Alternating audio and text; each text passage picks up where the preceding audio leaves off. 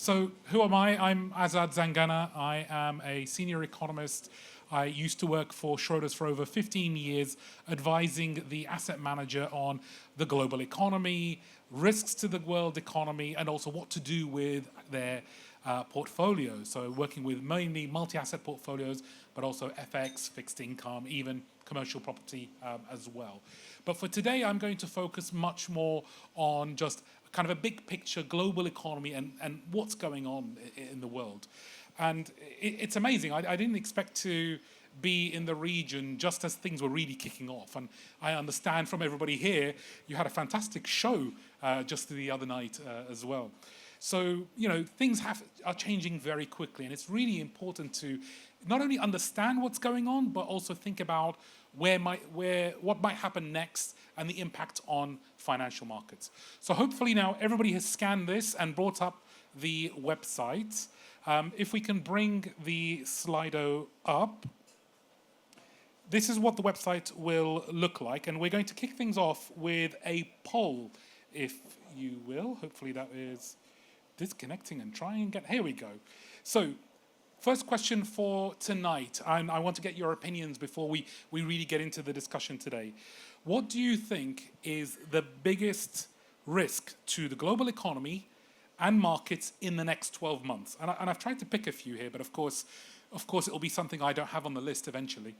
But I've listed trade wars escalating, triggering a global recession, a sharp rise in global inflation, interest rates, a full-scale war in the Middle East disrupting oil supplies, a de-escalation in tensions, and a rebound in global activity. So this is more positive, if you like. And then lastly, a huge fiscal and monetary stimulus that creates a global boom in the economy. So they're not all downside risks. There are two upside risks as well. So I'm just going to give you 1 minute, if we can play some music, while you all please vote, and we'll see what everybody thinks. Thank you. I can see the results live on my phone, and they're very interesting. I'm going to close the poll. You've got 30 seconds left. So we have a tie. 48% think trade wars escalate, triggering a global recession is the biggest one. And 48% also believe full-scale war in the Middle East is the biggest one. And then the final 5%-ish think sharp rise in global inflation and interest rates. Again, also probably quite a big risk. So thank you very much for taking part. Like I said, please stay on that website, because if you want to ask a question as we go along, just type your questions in and we'll return to that as we go through. So I'm going to start off by talking about the near-term outlook and what's happening in the global economy before going into some of these risks in a little bit more detail. And then maybe we'll round off by talking a little bit about the long-term view, some of the things that maybe we don't really have a lot of time to think about on a day-to-day basis, but actually explain a lot about what is going on. So starting off with the US economy, it's been a roller coaster ride of late, especially if you're thinking about the politics, of course, and the change in the administration in the US. The US economy has been the big outperformer in the developed world in the last, I'd say, 2 years, certainly since the global pandemic. And as a result, you've had a huge outperformance of US equities compared to the rest of the world, but also of the US dollar at the same time. Since the arrival of the Trump administration, a huge amount of political uncertainty has now descended on the US and indeed the rest of the world. In particular, in the near term, there's a big focus on not only what's going to happen to Greenland. Nobody had that on their poll, did they? No, but on trade and what's going to happen with regards to the trade tariffs that are currently being threatened. At the moment, everybody seems to be quite calm. The markets did sell off initially on April the 2nd, April the 3rd, but have since started to rebound. And what's interesting is we're not really out of the woods yet. That 90-day pause is coming to an end on the 8th of July, I believe. And there is a very real risk that we don't have trade deals in place in time to stop that rise in tariffs. Now, the Trump administration have suggested that if good progress is being made around the world, then we could see some extensions here and there. But of course, China is already facing quite a big increase in tariffs. Yes, they are negotiating, but they're still a big move. Can anybody tell me which is the only country that has actually struck a trade deal now with the US? Anybody know? Shout it out, don't be. UK, absolutely. And we're very proud to finally have a trade deal after Brexit, of course.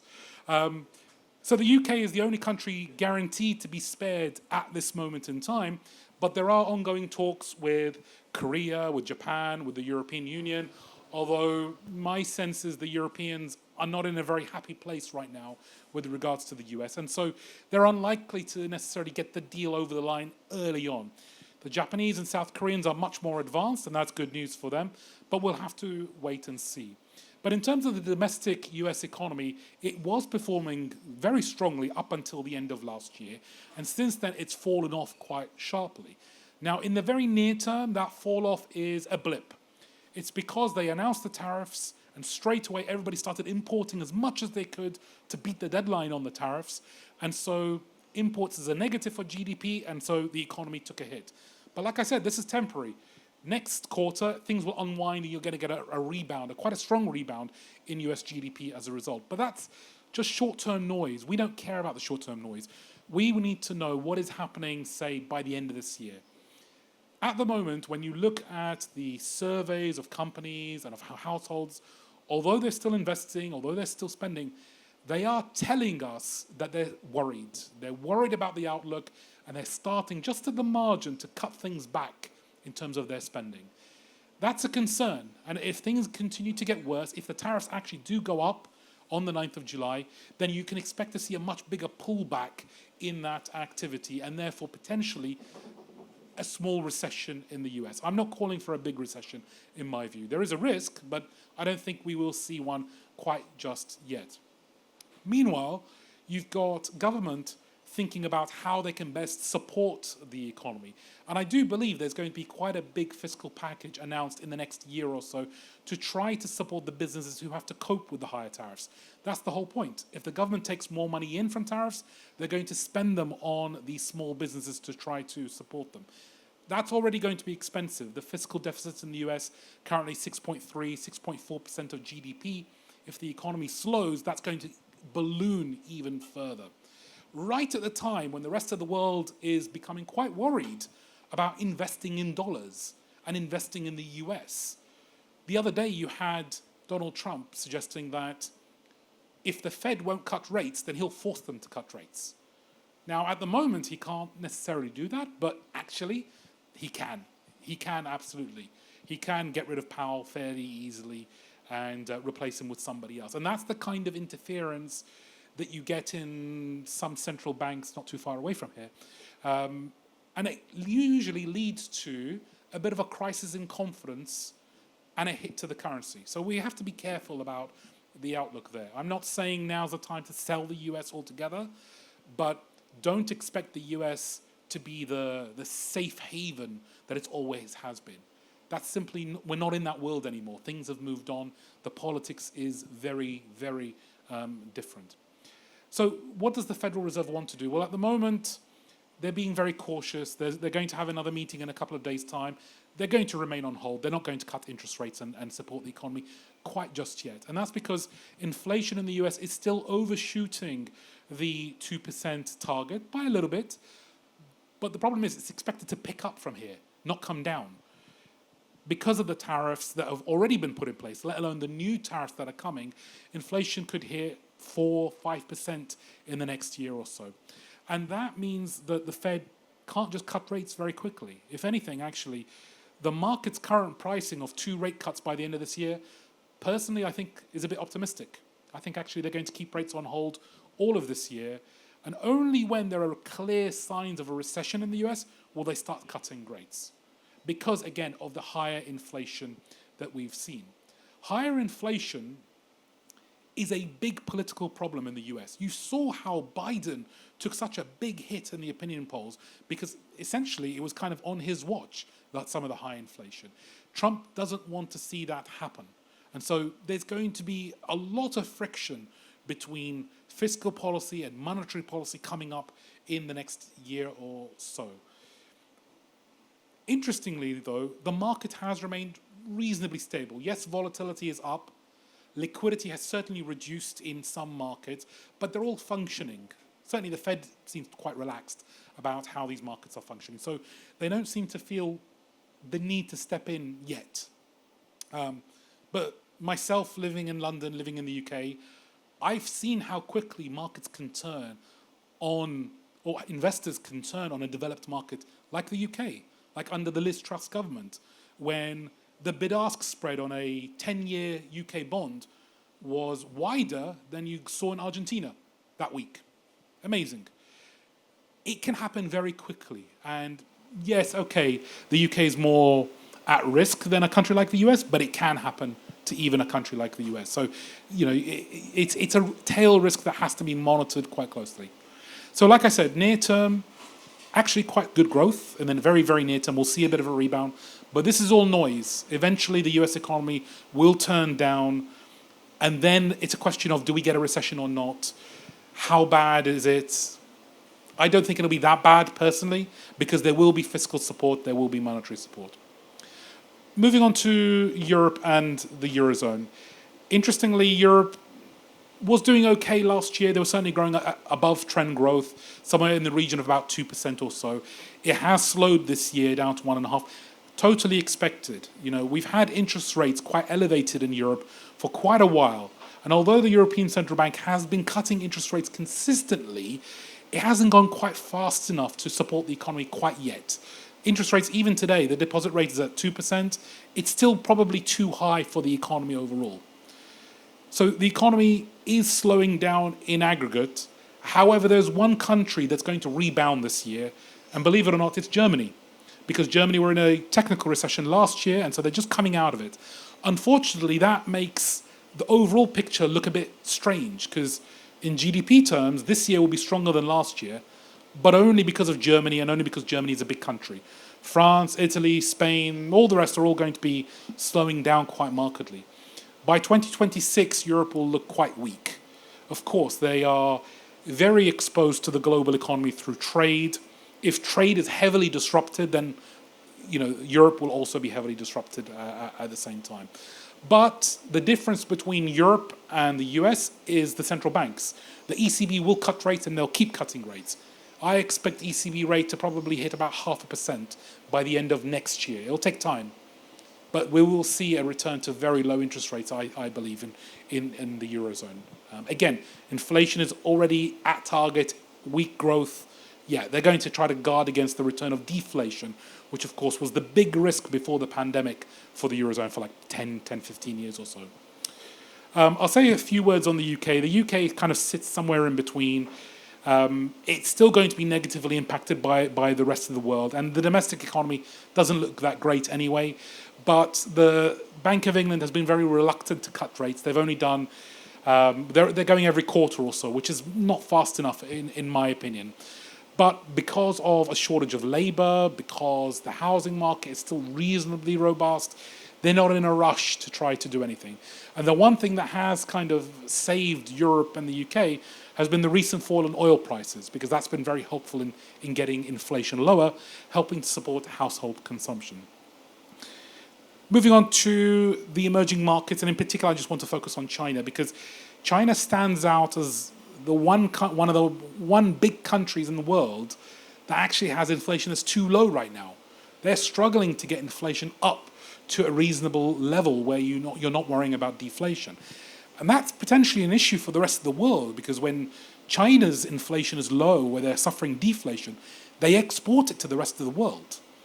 Maybe that's not a problem for high inflation countries like the US at the moment, but it is a problem for Europe, because as we importing goods here, yes, great, they're getting cheaper, but it also pushes the inflation rates too low. And that means interest rates have to go even lower. I don't know how sustainable that will be in the very long term. It may be that eventually the central banks decide, actually, we need to maybe exclude some of these Chinese goods from the calculation. That has been done before on the upside. Maybe they'll do it to the downside as well, but we'll have to see.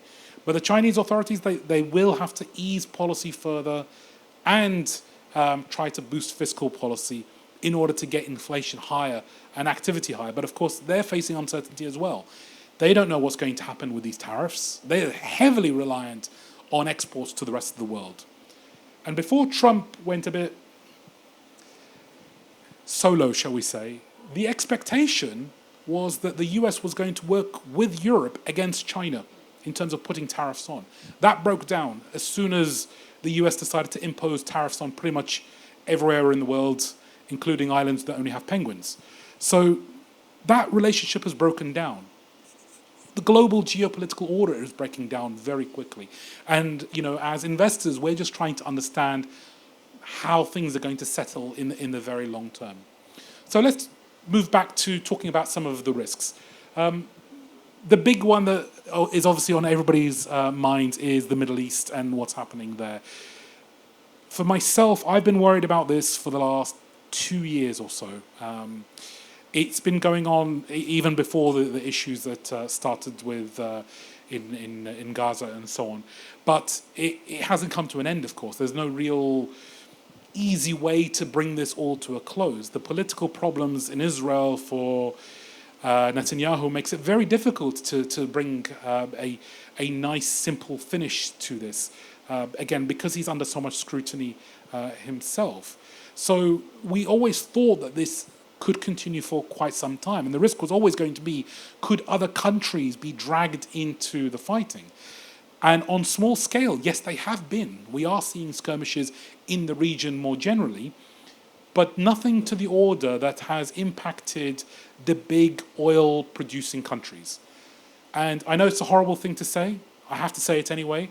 Most investors only care about oil in the region unless they're actually actively investing there. I know from where I used to work at Schroders, we could only invest in very big liquid markets, so not the Middle East. But of course, because we're buying oil, yes, that matters to us. So what really, I think, matters for the global market is, do some of the big oil exporters get dragged into this fight? And of course, over the weekend, you can argue that maybe that has already begun. Whether we get escalation or not from here is very hard to say. But I think it's important to understand some of the dynamics. The Americans have suddenly come out and threatened Iran with potentially more action if they don't open up to inspections on nuclear facilities and so on. Let's face it, this has nothing to do with the US at the minute. The US was trying to strike a deal with the Iranian government only a few weeks ago because the Iranian government is so weak domestically. They're very unpopular, and regime shift potentially could have been on the cards. So they decided, right, it's now time to start to renegotiate with the US, try to get back the deal that actually Trump stopped under his previous presidency. But as we've seen in the past, Israel has stepped in and scuppered things because they don't really want a deal. They don't want Iran to be open again in the same way as many of the other Middle Eastern countries are, because that strengthens them and that maybe in their mind raises the risk for Israel. I'm trying to be as neutral as possible here, of course, but I'm just trying to explain the dynamics, really, from an investor point of view.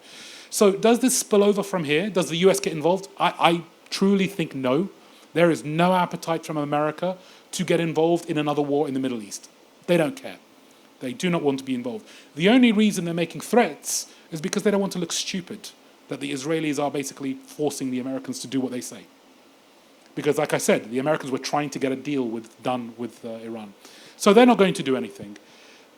Will Israel step things up?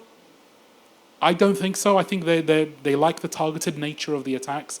And I don't think Iran has got the appetite, and certainly they don't have the domestic support to step things up either. I'm a bit more relaxed. We will see. We will see, of course, if it reaches anything more serious than that. To be honest, I'm more worried about India-Pakistan right now. That is a much more volatile situation with not enough international players getting involved to help calm things down there. Other parts of the world, yes, there are other issues as well, but I don't think there are as many as important to the markets as the Middle East and then India, Pakistan at this stage. So we'll put that to one side.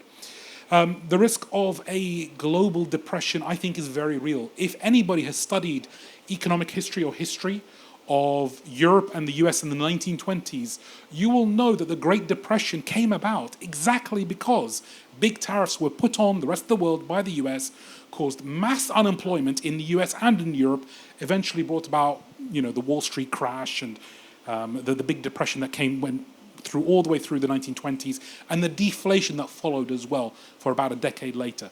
This is very real. It can happen. The hope is that a lot of what's being discussed right now is just political bluster. It's a negotiating strategy, as we keep being told. And yeah, I'm starting to believe it might be, to be honest, because of how quickly some of the deals are being struck. The 90-day pause, they didn't need to do that. They could have gone ahead and had a bigger impact in terms of the negotiations. But no, they did decide to pause. So I do think if Trump is worried about one group, it's his own domestic base. If he loses the support of his domestic base, he can't come back from that, regardless of what kind of the rest of the world thinks how US politics kind of behaves. He's very powerful internationally, but he's actually not that powerful domestically. The power is still with the Congress and Senate. And, coming up to the elections, the next midterm elections, yeah, I mean, it looks like the Republicans are going to do very badly indeed. And that is a big concern for them. They need to turn those opinion poll ratings around very quickly, if possible. Inflation is still a considerable risk. As I said, the opinion polls suggest that companies are very negative right now, and they are suggesting that they will pass on any cost increases, including wage costs, which are still quite elevated. If they're willing to pass on costs so quickly, yes, you will see spikes up in inflation.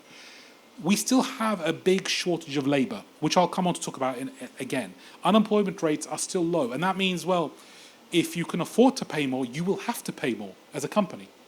It is becoming a very expensive place to be in the US. So that is still a considerable risk, but I would say that the risk is greater in the US than in Europe. I actually think things are a bit more under control now in Europe. As the economy is slowing down, unemployment is slowly starting to pick up in Europe. Things are a little bit more settled there. And then in terms of some of the other risks, I mean, I do believe there is potential upside. If things start to settle down, consumer confidence starts to turn around, the economy is still in a good position. There's not a lot of leverage in the domestic economy, so there should be a bit of a turnaround overall. Let me move on now to talk about some of the longer term dynamics, which I think people, I don't think, appreciate as well. The global economy, the globe is aging very quickly. The baby boomers, those that were born just after the Second World War, are coming up to retirement. And because of that, there's a big cohort that is about to exit the workforce and leave quite a big gap for the rest of the economy to fill. Most people are familiar with the Japanese economy through the 1990s and actually more recently as well, the aging population that we've seen there. Europe will look like Japan in the next 10 years. In the next 10 years, most European economies, their working age population will be shrinking. In fact, the Italian population is already shrinking today. If that is the case, then that's going to put an enormous amount of pressure on social services, on the welfare state, because the pressure will fall on the remaining workers to pay for the elderly to retire, to pay for the healthcare services, to pay for everything, frankly. And that's a big problem. It's a big problem because we have very tough entitlements in not only the US, but in many parts of Europe as well. There are very few countries in the world that have basically forced individuals to look after their own pension. This is what we call third pillar pension reform. Very few countries around the world, some in Latin America, some in Northern Europe, but generally speaking, the biggest countries in the world still are reliant on the young people to pay for the pensions of the old people. Okay, put that to one side. That is going to be a problem, and it'll probably lead to some kind of default in terms of entitlements for those pensioners. But at the same time, as companies, you're all seeing a shortage of labor. And that's because, yeah, people are retiring. Some people decided they don't want to work anymore. Maybe they're sick with COVID or they've had other issues. But we don't have enough workers left. It is a very major shortage. There are only 3 major economies in the world that actually are still seeing growth in their working age population in the next 20 years. India, Indonesia, and Canada. They're the only 3. Turkey as well, I would say, actually. Turkey's still quite young. Everybody else is aging. And it's just a question of how much aging, how quickly it comes about, and how countries deal with them.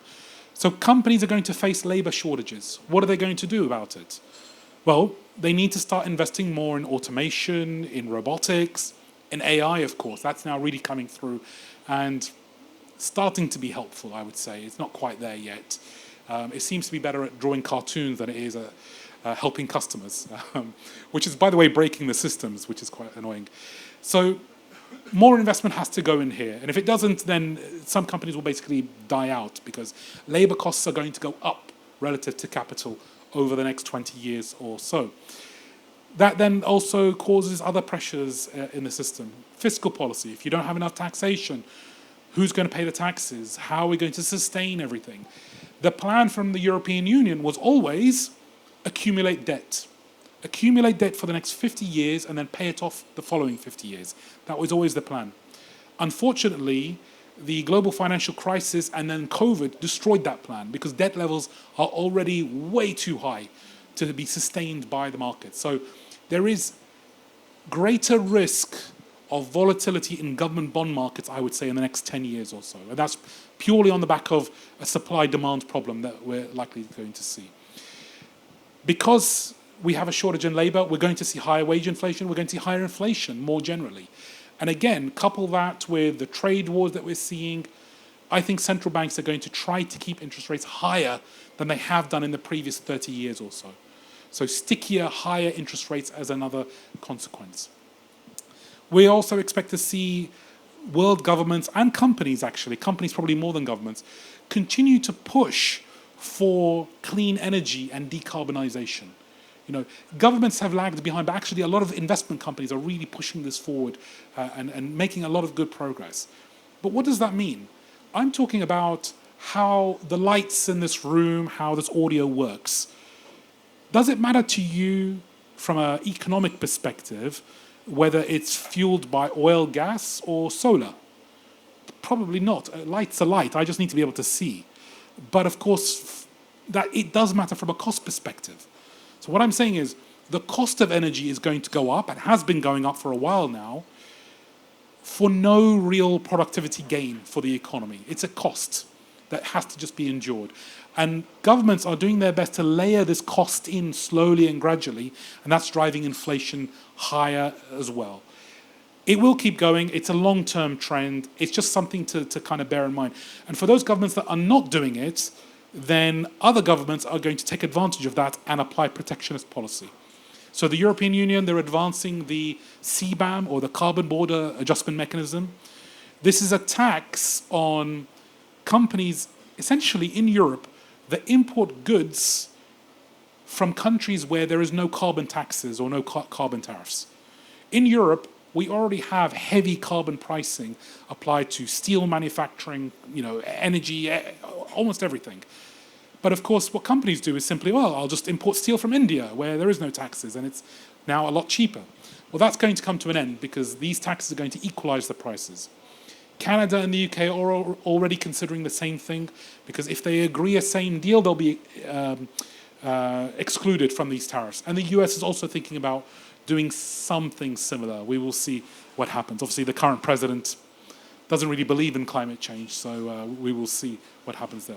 But again, this is all inflationary to think about. And then lastly, I just want to talk about the breakdown of the global geopolitical order. We've already talked about, you know, where countries sit. Are they still pro-democracy? Are they more authoritarian? You know, things are shifting rapidly, and because of that, supply chains are also shifting, and they have to be much more nimble than they used to be. You know, 6-7 years ago, if you needed to make something, you went straight to China. You didn't even bother looking at manufacturing in other parts of the world. You went to China first, you saw what the manufacturers could do there, because you know they're going to be cheap. It's just a question of, can they hit the quality that you need to be able to manufacture the product you want? The pandemic then hit, and we suddenly realized, actually, it's not a good idea to produce everything in one place in the world. We need diversification. And that's what happened. We started doing that after the pandemic. But of course, it's not just about diversification. It's a political issue. The tensions between China and the West have become quite severe to the point where, I mean, in some states in the US, certain companies are banned. You know, you can't do business if it's going to China.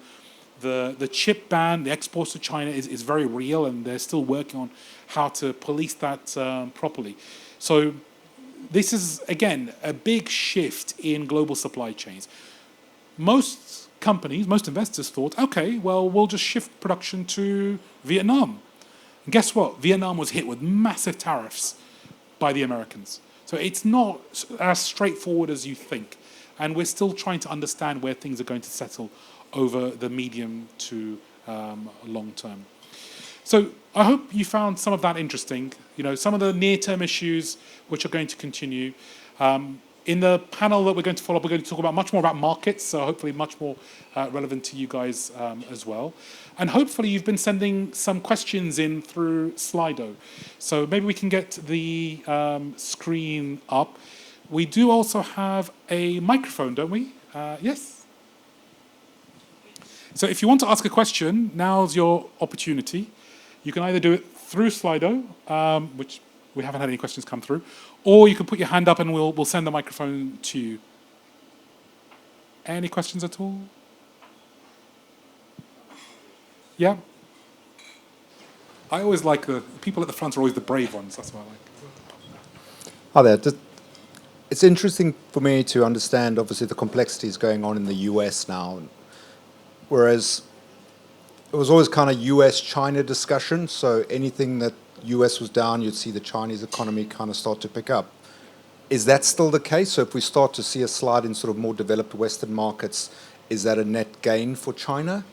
Or I just don't... We were talking about it a little bit earlier, like, it used to be kind of US was down, you'd see UK and Europe sort of back up, particularly on FX markets, but now it's all just kind of... They all just kind of seem to be in one place. So if we start to see a depression in sort of more developed Western markets, where does the money go? Where does, so that's the question. I just don't know if there's an alternative to UK, Europe, US. That is a really good question. So one of the questions that gets asked amongst the kind of investor community more generally, especially in the last 3 months or so, is the role of the dollar as the global currency reserve of the world, is it coming to an end? Hard to answer, because you need an alternative. Exactly. There's no alternative. In the mid-1990s, I remember having a meeting with Joe Stiglitz, famous economist, and at the time he thought that the euro could really one day become a real alternative to the dollar, because you need an economy that is similar in scale, that can then offer the liquidity for the rest of the world to invest in. That's the issue. So let's agree, it kind of used to be China, but China's kind of gone a little bit inwardly now that they're Yeah, I mean, I don't think China was ever in a position to really take over that mantle, because, I mean, ultimately, China still has quite severe capital controls in place to stop Chinese people getting their money out of the country. And if you have that, then you'll never become a reserve currency, because everyone's just trying to get out of your currency. You need the opposite. You need people into your currency, right? So it's never going to be the renminbi. As much as they try to force neighboring Asian economies to trade with them in renminbi and force them to use it, it won't work, because there are just too many people in China trying to get their money out. And that's a trust issue with their government, of course. To be honest, I can't see that changing without... I mean, it might change in 2 or 3 generations, or you need a change in regime, maybe. I don't know. But I can't see that dynamic changing anytime soon. What's interesting, though, is I was looking at the performance of the major currencies around the world, just looking at like month-on-month change and then year-on-year change. And the only... So most people would know that the dollar's had obviously a very tough time since April. It sold off quite a bit. It has rebounded a little bit since then. Interestingly, on a month-on-month basis and on a year-on-year basis, the dollar has actually still outperformed most emerging market currencies, most Eastern European currencies, most LatAm currencies. What it hasn't outperformed, though, is euro and sterling. What that tells me is big investors are trying to diversify a little bit away from the dollar. Interestingly, I don't think it's done on purpose, but US investors are buying European equities, European fixed income, which, of course, if you're doing that, you're also buying those currencies. So it's an interesting point. I'm sure we will come back to it in the next session, because I know some of the guys will want to talk about it as well. So I won't say much more on that. But yeah, thank you for your question. Some more questions have come up. Would be interesting to hear your view on gold, Bitcoin, and macro, everything going on. Okay, yeah. I was warned that gold would be a favorite one for everybody here, so let's kick off with that. Gold was my favorite trade going into the US election, because I thought, okay, if things go as I expected them to, which they did, you would have downside growth risk, upside inflation risk, and that played out in the end. But gold massively underperformed in November, December last year, if you remember. In my opinion, the reason being was it was a consensus trade. Everybody had that trade on. Everybody was overweight gold, especially the places I used to work. And when the election result came through, in the scale it came through, the first reaction was a steepening in the US yield curve and real interest rates going up in the US. That tells me that the fixed income market was mispriced at that time. Because of that, I think we did have some margin calls coming in, we had some closures in some trades, and gold underperformed for the first couple of months of this year.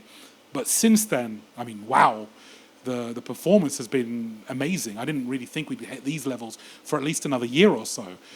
And of course, because of the nature of the market, there's no real technical level to focus on, in my opinion. Anyone who says otherwise, I just disagree with them. I don't, it's a momentum trade. And the momentum right now, I think everybody knows, everybody can see the risk. That poll that I put up earlier tells you exactly what we think. The risk is lower growth and higher inflation. And not just a little bit lower growth, like big downside growth, big recessions. In that world, you get problems in sovereign markets, you get credit markets blowing up, all sorts of strange things will happen in currency markets. But the one market you can probably be very certain on is gold. Gold should do reasonably well. Personally, I'm not a massive fan of Bitcoin. I have never really understood how it trades, because at times when it should do well, it doesn't. And so my belief has always been there's a liquidity problem in that market. The big owners of Bitcoin seem to sell at random, and that breaks these relationships down.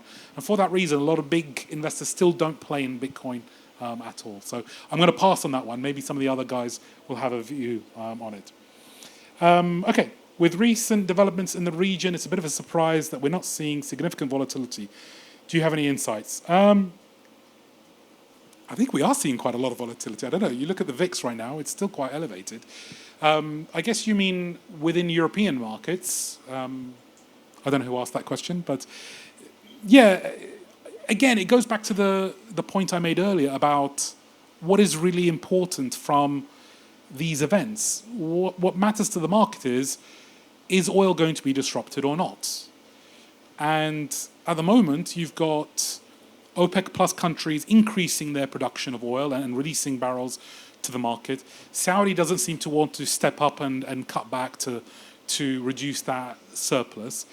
And as far as we can see, the supply from Iran hasn't been disrupted yet. So as far as the markets are concerned, not a lot's happened yet. Again, apart from within the region itself, which, like I said, most of the big investors just don't play in. So, moving on, Pakistan, India was a domestic issue which no one wants to interfere in.